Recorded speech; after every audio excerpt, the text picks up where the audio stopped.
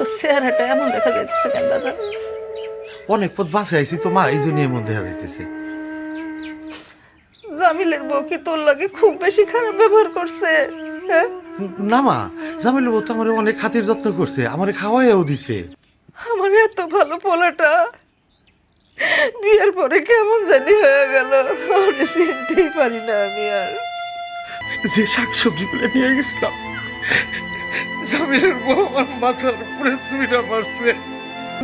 তুমি এমন কথা কইও না মা, জামিল তো আমার ছোট ভাই, ওরে সেই ছোটবেলা থেকে আমি কোলে পিঠে করে মানুষ করছি।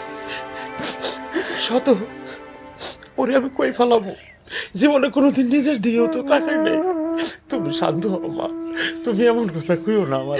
আমি পারতেছি না, তোর এই অপমান সহ্য করতে আমি পারতেছি না বাজার।